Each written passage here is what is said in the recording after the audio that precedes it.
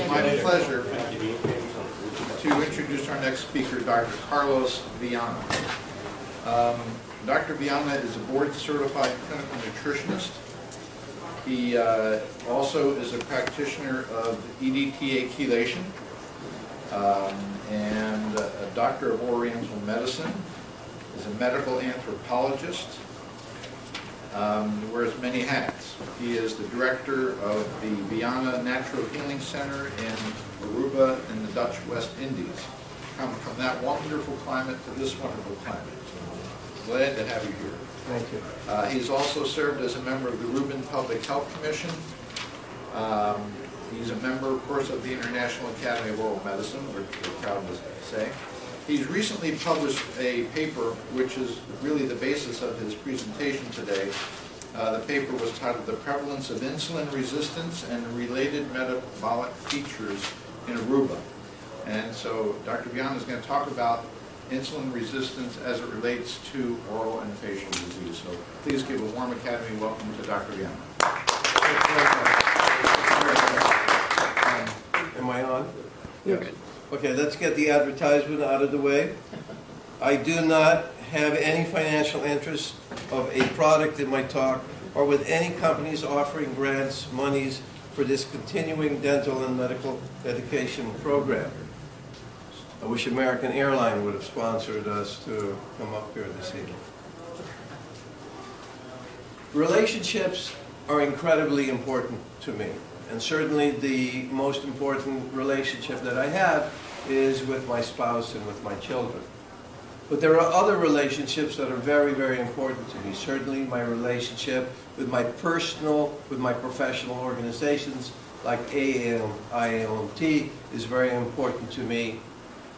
And I feel very, very fortunate that I've had a 10-year ongoing relationship with a biocompatible dentist that makes really all the difference in the world. Being able to work with a biocompatible dentist really makes a very big difference. And I would like to dedicate my presentation today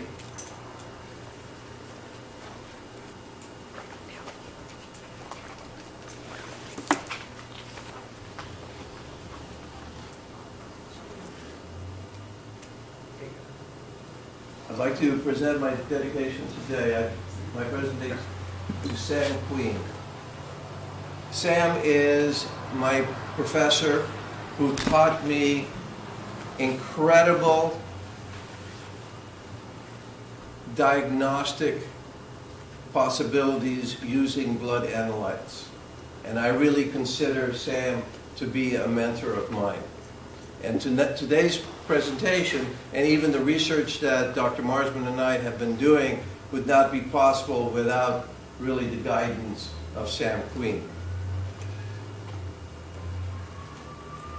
The presentation today, I would like to, instead of making it simpler for you, I would like to expand all of your values or what you have considered to be risk factors in periodontal disease or in oral pathology.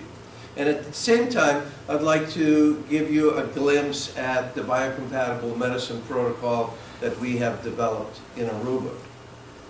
As you know, periodontal risk assessment in regular dental medicine through the periodontal risk calculator will ask for an input of age, smoking history, a diabetes diagnosis, and the average pocket depth.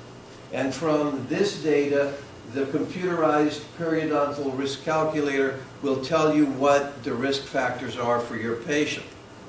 However, Sam Queen, many years ago, already wrote a small booklet entitled A Mouthful of Evidence, where Sam told us or showed us that the subclinical chronic disease defects, which includes pH balance of the body shifting to the left, becoming acidic, the body entering into anaerobic metabolism, where the thyroid goes into either hypo or hyper function, and the insulin is not working the way it should be. Free calcium access, which I will be explaining. Chronic inflammation. And this word right here, these two words, chronic inflammation, is what makes me a badger. Because the only thing that I'm doing in my practice is wanting and looking to identify the source of the chronic inflammation in my patient and correcting it. That's the only thing that I'm looking to do. And connective tissue breakdown. And finally, there's oxidative stress that takes place that sets the individual up for cancer. And interestingly, Sam Queen shows us that all 6 of these subclinical chronic disease defects are present in periodontal disease and in oral pathology. The biocompatible medicine protocol is a holistic medical protocol where we're looking for physicians and qualified healthcare professionals, practitioners, to work together with biocompatible trained dental practitioners with a team approach with certified clinical nutritionists and acupuncturists and toxicologists. And when we come with a team approach, we see tremendous efficacy in the treatment of our patients. You know that the existing standard of care states the assumption is that to prevent dental problems, you need to brush daily and floss daily. And the at-risk populations are considered to be older individuals, individuals from the lower socioeconomic level, pregnant women, smokers, and the existing standard of care feels that the medical comorbidities of dental pathology includes cardiovascular and cerebrovascular disease, diabetes, and immunosuppressed patient, whether they are getting in cancer treatment, chemo treatment, whether they're HIV positive, or whether they are organ recipients. The objectives in my presentation this afternoon is to increase your predictors of periodontal disease risk and show you how the blood type secretor status feeds in to the risk factors, show you how insulin resistance is contributing to oral pathology. And when I talk about insulin resistance, we have to include chronic inflammation. And when we talk about chronic inflammation, we are measuring the inflammation from the free calcium risk index. We're doing so from high sensitivity C-reactive protein, and we're doing it by identifying a body burden of Helicobacter infection. Now, I'm sure that all of you know that C-reactive protein is a globulin produced by your body in the presence of arthritis, cardiovascular problems, and the development of cancer, tumor production. And this becomes, I'd like you to remember that for the next couple of slides. We'll get back to that.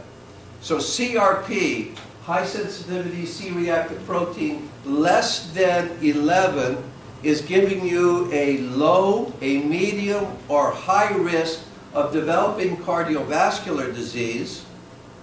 Above 11, it is indicating that there is arthritis present, and higher than 15, we have some tumor development taking place.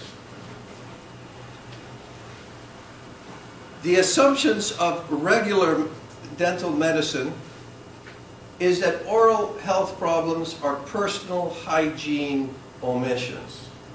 And the other one is that oral health has a genetic basis to it. And how often have we seen individuals, how often have we seen patients who we clean up the mouth and they're back a couple of weeks later with tartar, and we just have a feeling that the patient is not doing what the patient should be doing. And in fact, I'd like to present this afternoon where some things that hopefully will get you to start changing your mind about those patients. I'm going to tell you right now, if I were to guess, and I'm not a gambling man, I feel getting up every morning out of my bed is gamble enough, but I would guess that it is around 20%, 2 out of your 10 patients who really are causing a lot of problems. The 2 out of 10 patients you will realize are really problem patients. And I'm going to present these patients to you this afternoon.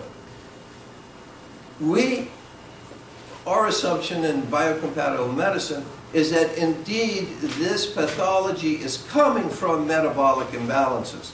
And when we talk about metabolic imbalances, I'm talking about insulin resistance, I'm talking about blood type secretor, which I will explain, and we're talking about chronic inflammation. The design of this study is where I looked at the files of 130 truly sick individuals or individuals who had a lot of dental pathology. So this N number that we have here is a population of really pathological problems in the mouth. So we're not comparing healthy people with unhealthy people. We're not comparing healthy people with these differences. I just wanted to look at the data itself to see what it would tell us. And what we're doing is I'm taking the dental referral reports. Now, Dr. Marsman and I have been working together for 10 years, and I would easily guess that of all of the patients that I deal with in my practice, I'm identifying that all of the people who have very basic metabolic imbalances have to get dental care. And I've never been surprised, I've never been disappointed when I send somebody with metabolic pathology to the biocompatible dentist that they've come back that everything has been clean. So, on the other hand, when Dr. Marsman sees a patient with a lot of dental pathology, he's assuming, and rightly so, that this individual has this dental pathology because of metabolic imbalances, and then refers them to me. And in the dental referral reports, I'll tell you what is on them.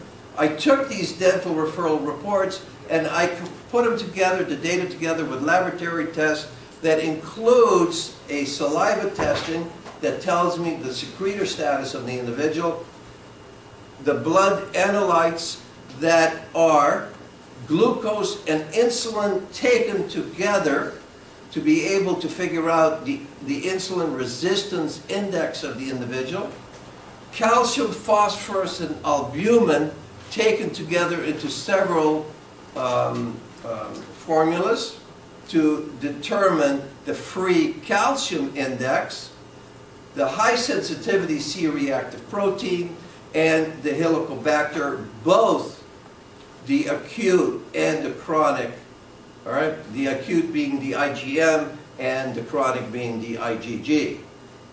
The dental report, as we get it from the dental biocompatible dentist, includes a panoramic x-ray.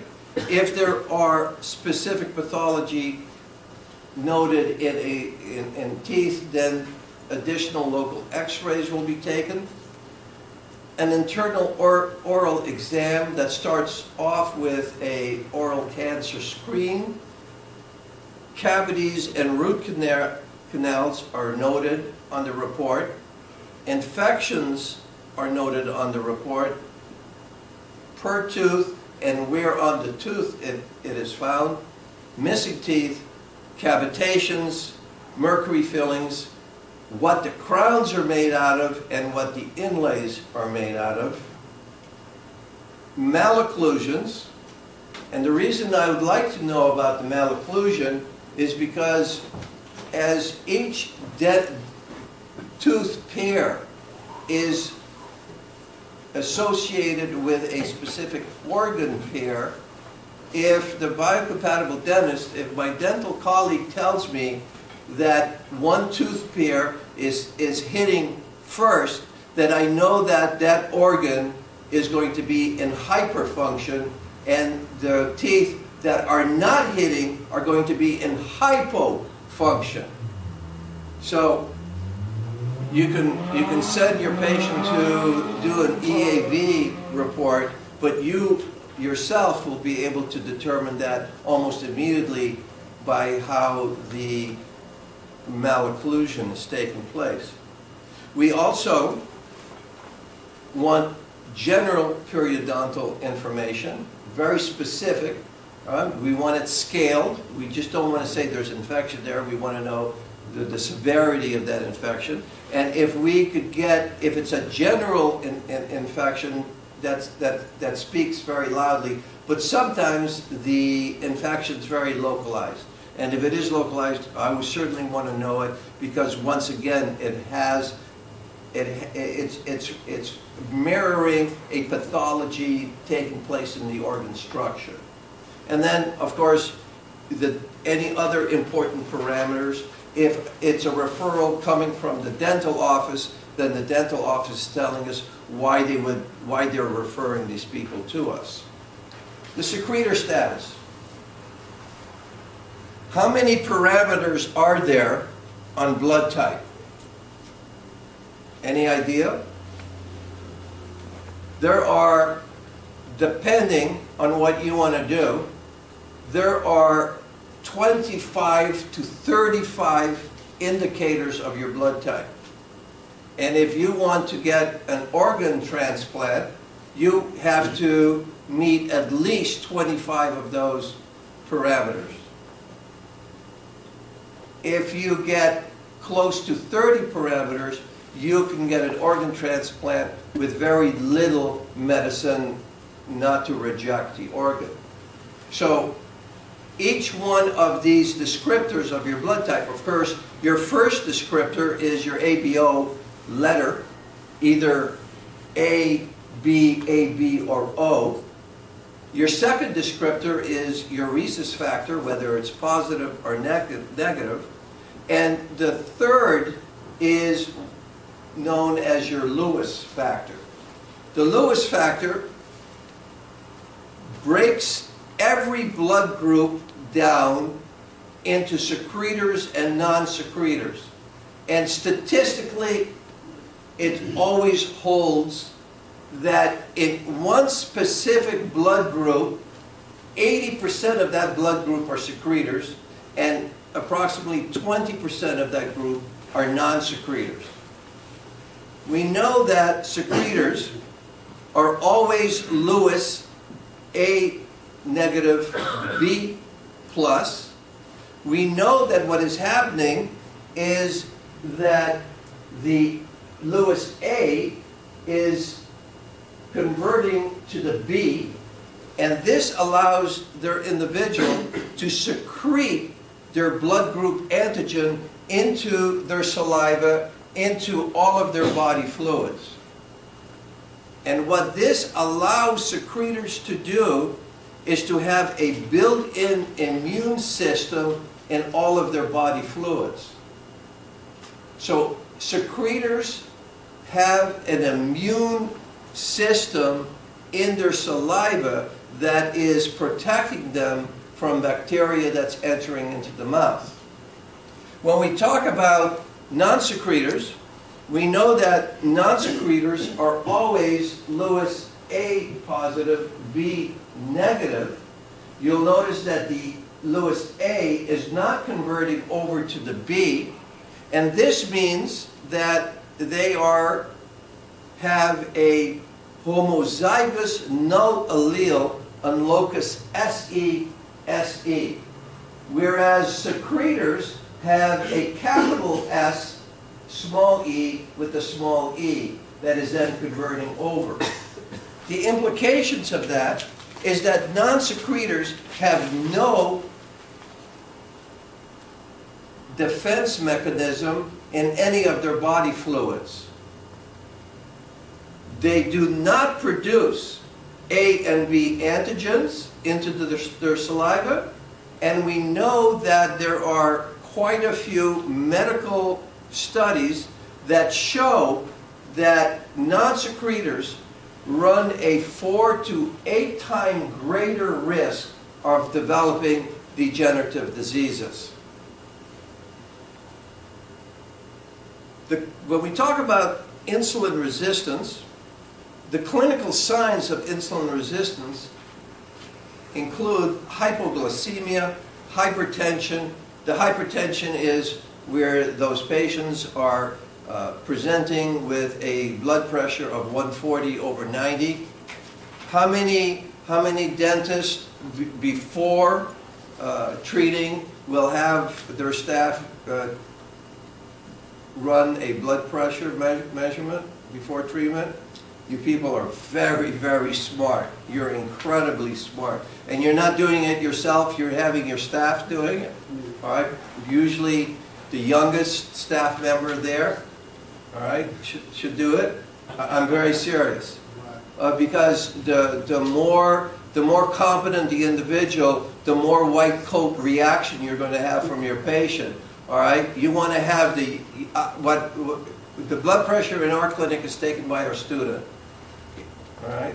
And she will keep that blood pressure down. All right? Let me come in and take the blood pressure, and it's 10 or 20 points higher than others. All right?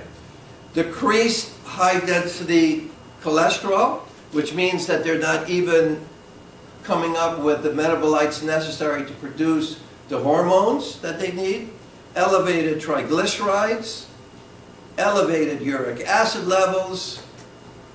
Women present with polycystic ovarian syndrome.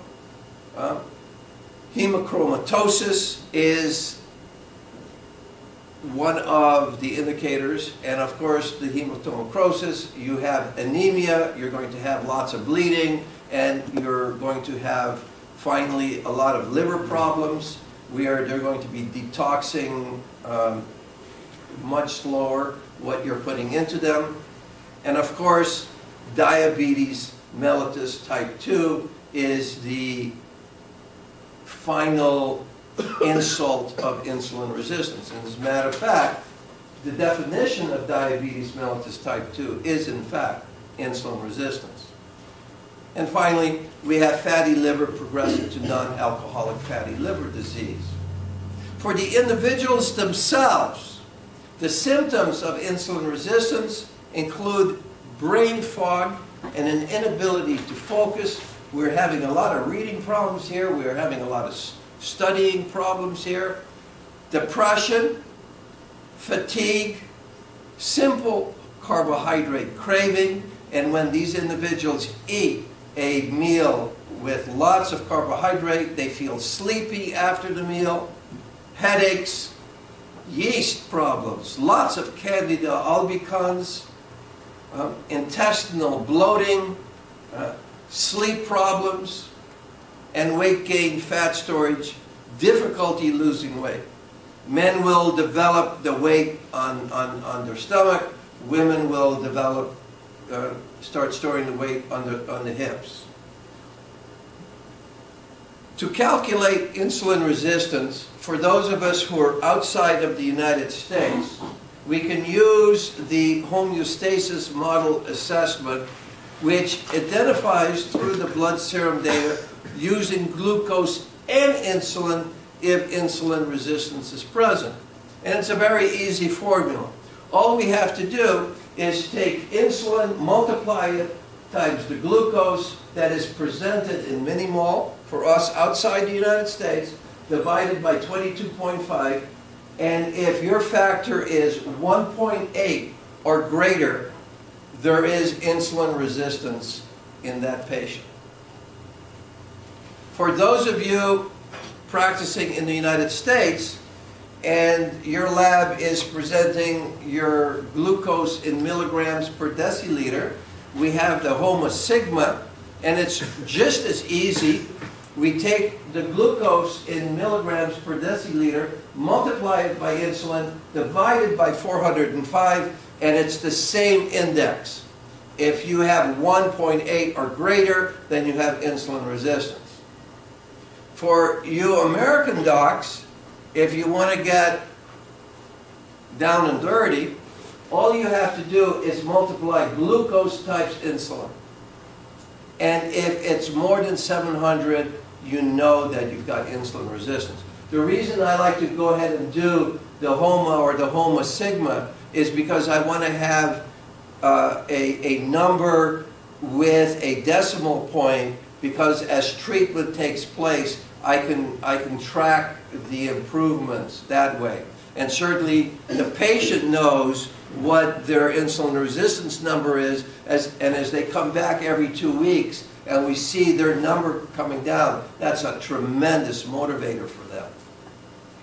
To calculate free calcium risk, and this is coming right out of the Sam Queen protocol, the first assumption that we have to make is that chemically, molecularly, one calcium atom has enough electrons on its outer shell to hook into 2.5 molecules of phosphorus.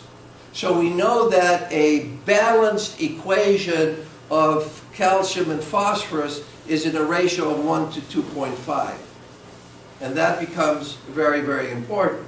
But there are a couple of assumptions, because calcium in a healthy individual, 55% of the calcium is bound to your blood serum proteins, albumin, globulin. So we want to make sure that your protein and your albumin are normal.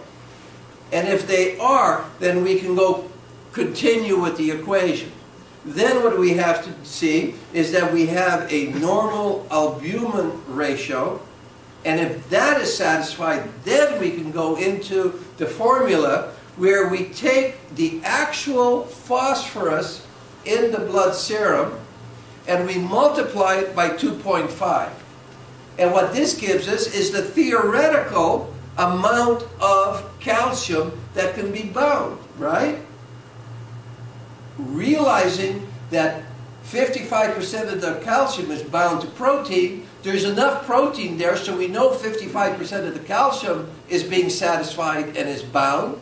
And then we're looking at the other 40% of calcium that needs to be bound with the alkalizing elements, and phosphorus is the number one. We then take this theoretical predicted calcium, where we've multiplied phosphorus by 2.5, and then we subtract that from the actual calcium that we see in the blood serum, and this gives us the free calcium risk index. Now what you want, what is normal, I didn't say healthy, what is normal is 0.5 to 1.3. That's what you're going to see within the second standard deviation in your population. All right? That's what? 95% of your population.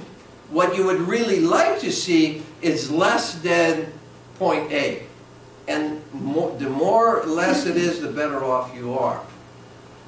Now, remember I asked you to remember what C-reactive protein indicates? Do we remember the three of them? C-reactive protein indicates that there is arthritis, cardiovascular problems, and tumor production taking place. All right? Now, what Sam Queen found is that when the free calcium index goes greater than 0.9, we have pathology taking place. And when it's 0.9 to 1.5, there is free calcium in the blood, and what's happening is that the calcium is entering into the soft tissue of joints, producing arthritis pain. All right? And when the free calcium is 1.5 to 2, there is so much free calcium because the nodule of the heart is using calcium to do what? To regulate the heart rhythm. And when there is too much free calcium, what is happening is that it's affecting the heart rhythm, and you're getting patients presenting with tachycardia. All right? Remember the cardiovascular risk with high C-reactive protein?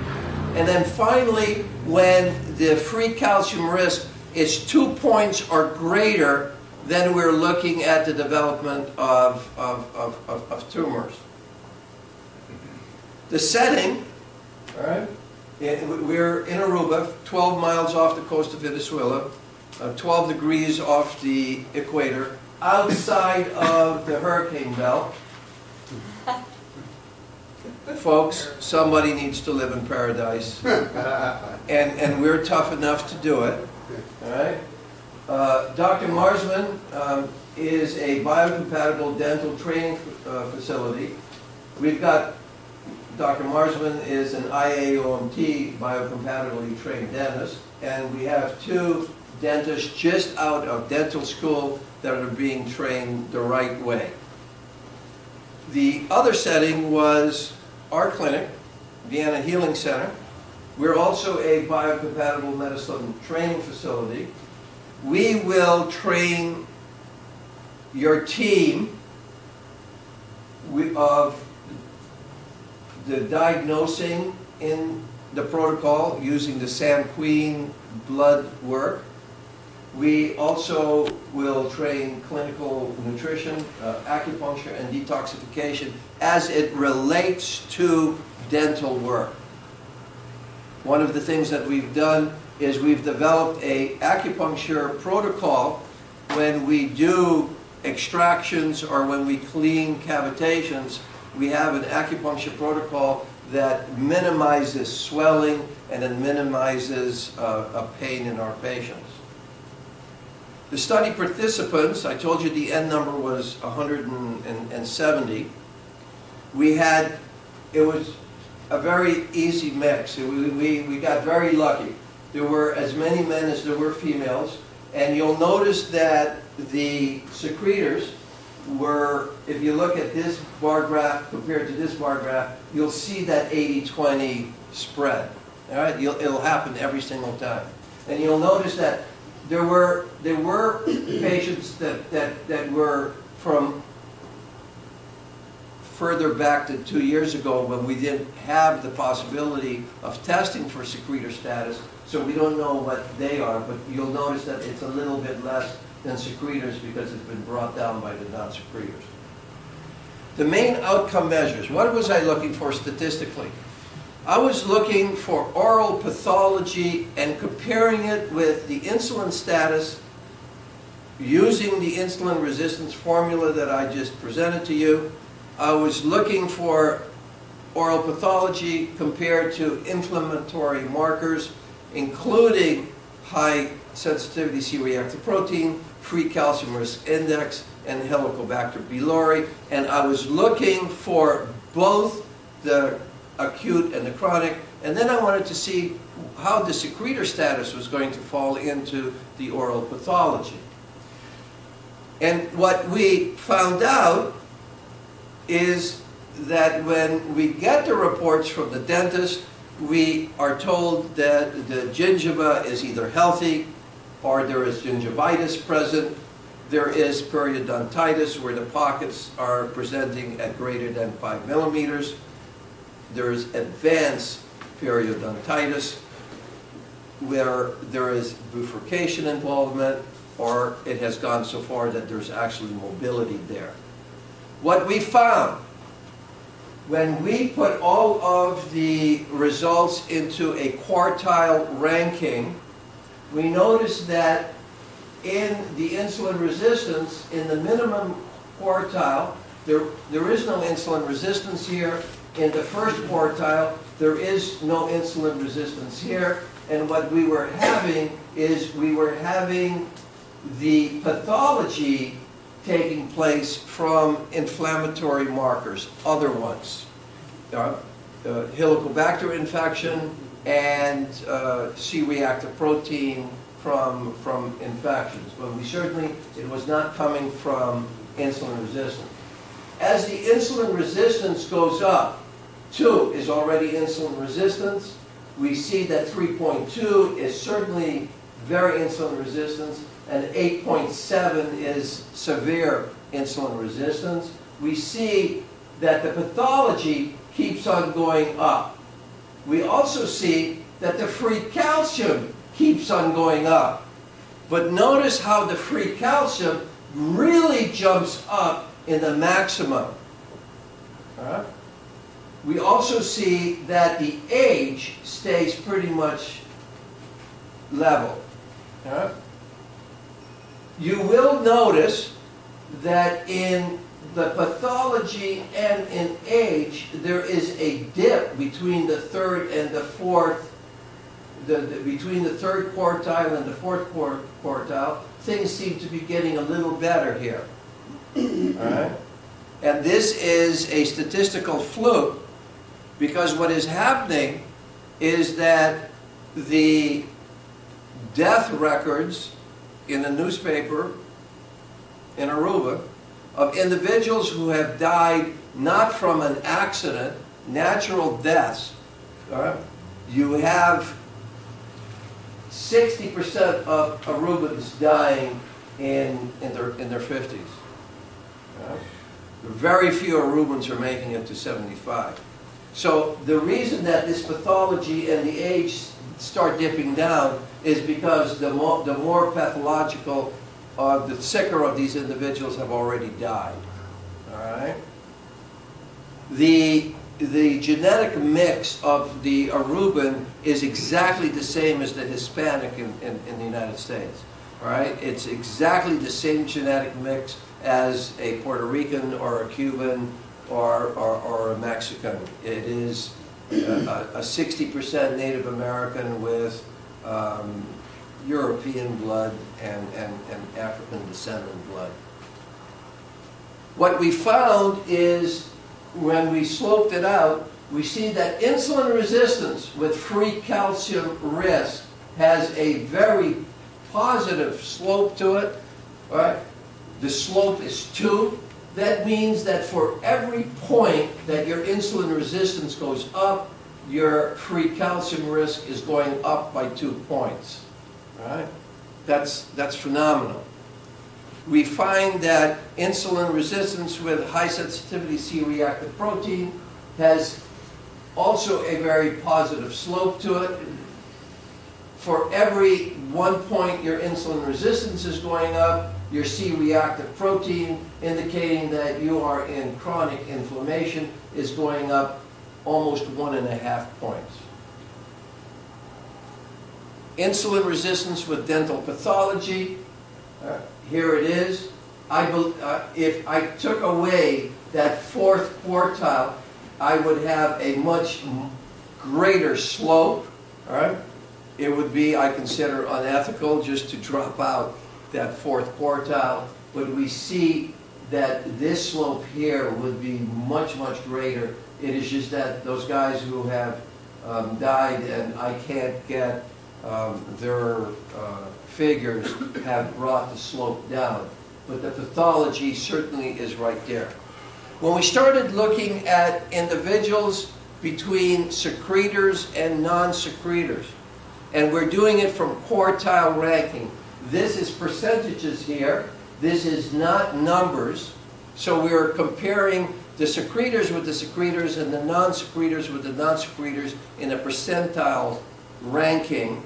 We see that our sick patients, among the secretors, we see that there as many are healthy that have present with tartar. The B group is a little healthier. The AB, there wasn't enough data on them. No, look at the O's. The O's are already presenting less healthy, even though they're secretors. But when we go into the non-secretor category, look what happens. We have none of the non-secretors presenting with a healthy gingiva. But why is that? Well, without that ability to protect in the saliva from bacteria, that gingiva is really exposed. So what adaptive strategy do non-secretors do? Well, from now on in your operatory, in your chair, you will notice that there are 2 out of 10 of your patients are extreme salivators. These individuals are really salivating profusely. When we did a original epidemiology examination between secretors and non-secretors, we timed them on how long it took them to fill a 3 milliliter sample tube. Non-secretors will fill up that tube in 30 seconds, and secretors will take 2 minutes to fill up that tube. All right? What non-secretors are doing is they're literally trying to wash away the bacteria because they have no inborn defense on the bacteria in the mouth. We see that when we have pockets in gingivitis, we see once again that the non-secretors are faring much worse with infection, periodontitis, and advanced periodontitis. We see that the secretors are, even the O secretors are holding their own here between periodontitis and advanced infection, but we see that the non-secretors are really suffering much more of advanced periodontitis.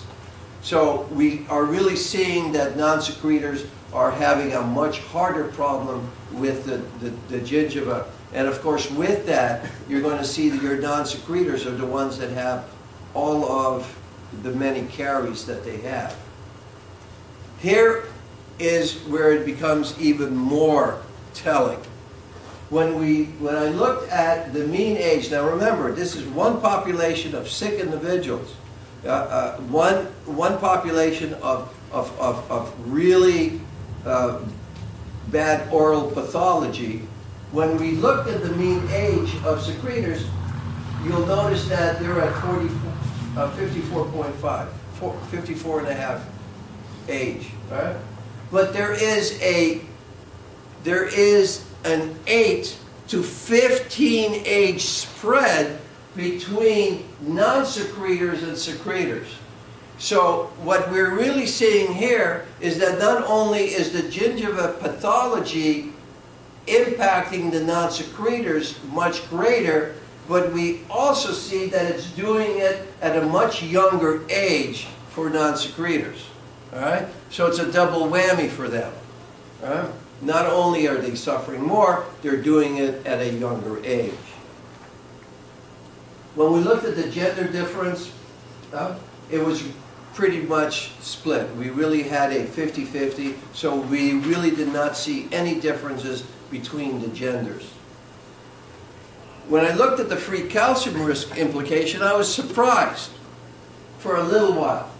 when we look at the minimum value, the first quartile and the median, which is, yeah, that risk is really not all that great.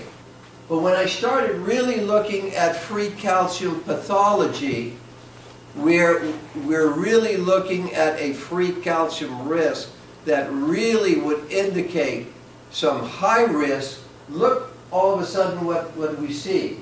We see that in the third quartile, and then even more in the fourth quartile, there is a spread between the non-secretors and the secretors.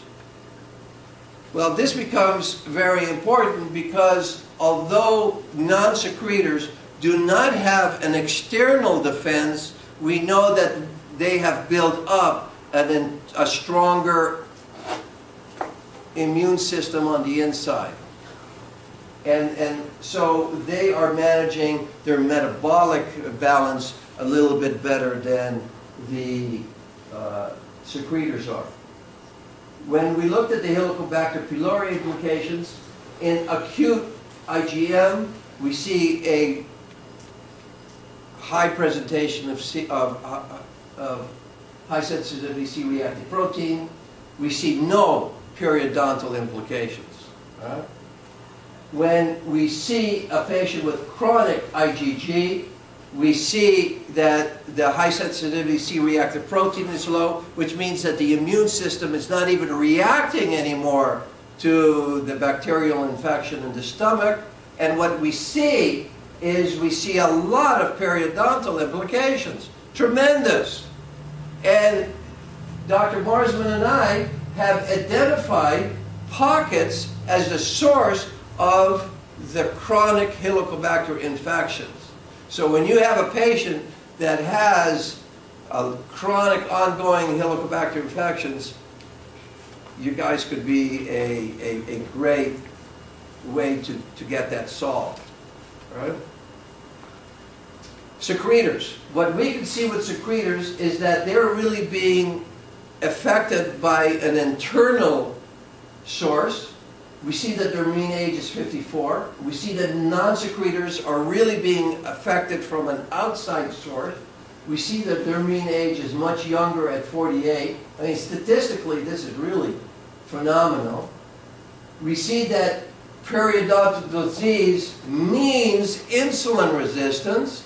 We see that if high sensitivity C-reactive protein is high, that means also insulin resistance. If Helicobacter pylori is present and there's an acute infection, it doesn't mean insulin resistance, but with chronic infections, we certainly do see that insulin resistance becomes present.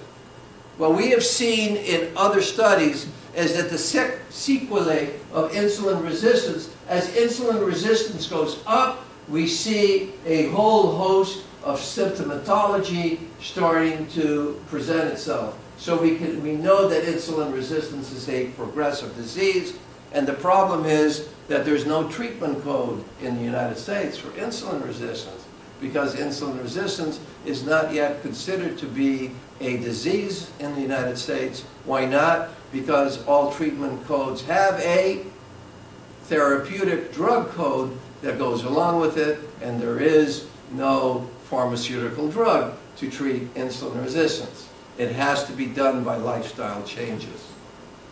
We also see that there is, in the United States, a polypharmacy taking place where the average North American who is 60 years old is now taking averaging 9 pharmaceutical drugs. And we see, when we look at all of the symptomatology for all of these drugs, then we can really see what is going on, that the pharmaceutical companies are having a wonderful time, and we see that polypharmacy to treat the many symptoms of insulin resistance.